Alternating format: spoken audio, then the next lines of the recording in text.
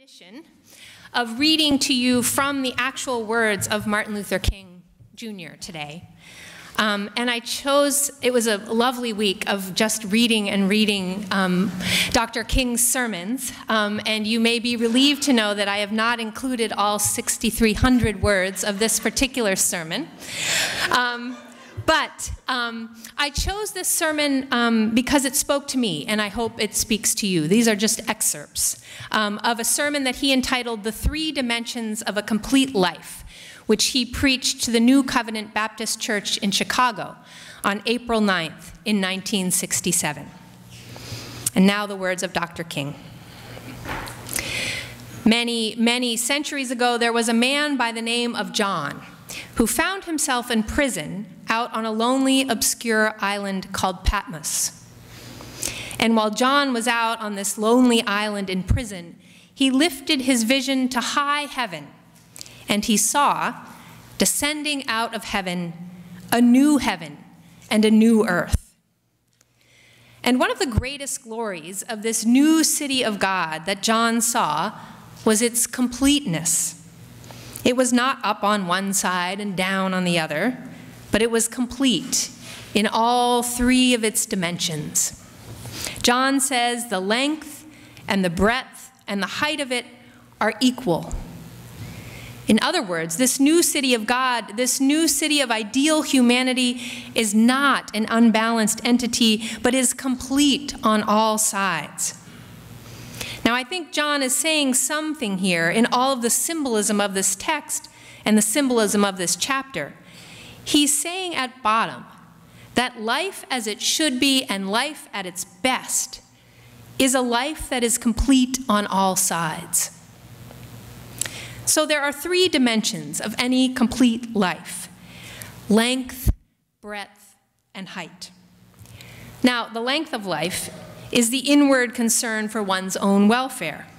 In other words, it is that inward concern that causes one to push forward, to achieve his own goals and ambitions. There is such a thing as rational and healthy self-interest. Before you can love other selves adequately, you've got to love your own self properly.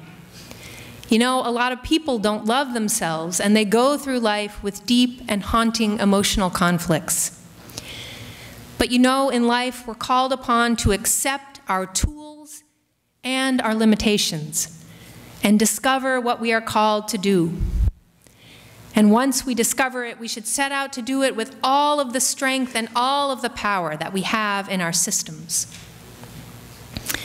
I move on and say that it's necessary to add breadth to length. Now, the breadth of life is the outward concern for the welfare of others. One day, Jesus told a parable. You will remember that parable. He had a man that came to him to talk with him about some very profound concerns.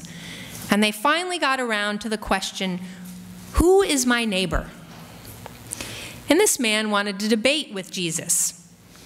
This question could have very easily ended up in thin air as a theological or philosophical debate. But you remember, Jesus immediately pulled that question right out of thin air and placed it on a dangerous curve between Jerusalem and Jericho. He talked about a certain man who fell among thieves. Two men came by and they just kept going.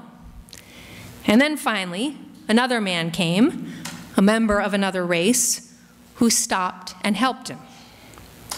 And that parable ends up saying that this Good Samaritan was a great man.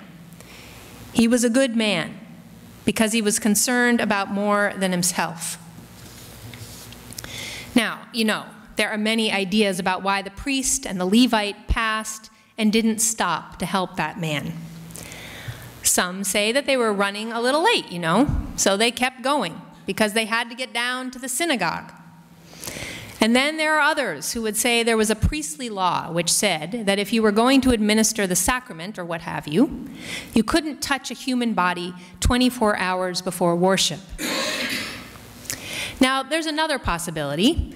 It is possible that they were going down to Jericho to organize a Jericho Road Improvement Association. And they may have passed by because they felt that it was better to deal with the problem from the causal source rather than one individual victim. That's a possibility. But you know, when I think about this parable, I think of another possibility as I use my imagination. It's possible that these men passed by on the other side because they were afraid. The Jericho road is a dangerous road. I've been on it, and I know. The first question that the Levite asked was, if I stop to help this man, what will happen to me? But the Good Samaritan came by and he reversed the question. Not what will happen to me if I stop to help this man, but what will happen to this man if I do not stop to help him? This was why that man was good and great. He was great because he was willing to take a risk for humanity. He was willing to ask, what will happen to this man, not what will happen to me? This is what God needs today. Men and women who will ask, what will happen to humanity if I don't help? What will happen to the civil rights movement if I don't participate? What will happen to my city if I don't vote? What will happen to the sick if I don't visit them? And don't forget, in doing something for others, that you have what you have because of others. Don't forget that. We are tied together in life and in the world. And you may think you got all you got by yourself. But you know, before you got out here to church this morning, you were dependent on more than half of the world. You get up in the morning and go to the bathroom and you reach over for a bar of soap, and that's handed to you by a Frenchman. You reach over for a towel, and that comes to your hand from the hands of a Pacific Islander. And then you go on to the kitchen to get your breakfast. You reach over to get a little coffee, and that's poured in your cup by a South American. Before you get through eating breakfast in the morning, you're dependent on more than half the world. That's the way God structured it. That's the way God structured this world. So let us be concerned about others because we are dependent on others. But don't stop here either. Now, if life is to be complete, we must move beyond our self-interest, we must move beyond humanity, and reach up, way up, for the God of the universe, whose purpose changeth not. Now, a lot of people have neglected this third dimension, and you know, the interesting thing is a lot of people neglect it and don't even know they're neglecting it. They just get involved in other things. You know, there are two kinds of atheism. Now, one kind is a theoretical kind, where somebody starts thinking about it and they come to a conclusion that there is no God. The other kind is a practical atheism, and that kind just goes on living as if there is no God. These become so involved in looking at the man-made lights of the city that they unconsciously forget to rise up and look at that great cosmic light and think about it. That light that gets up in the eastern horizon every morning and moves across the sky with a kind of symphony of motion and paints its technicolor across the blue. A light that man can never make.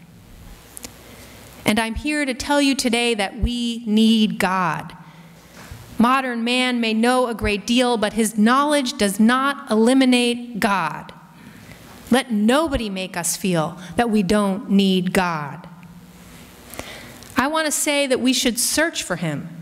We were made for God, and we'll be restless until we find rest in him. And I say to you this morning that this is the personal faith that has kept me going. I'm not worried about the future. You know, even on this race question, I'm not worried.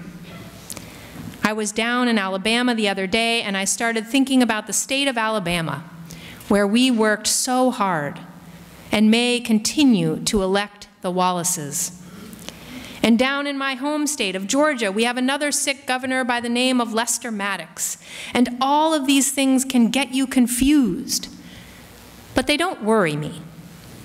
Because the God that I worship is a God that has a way of saying even to kings and to governors, "Be still and know that I am God."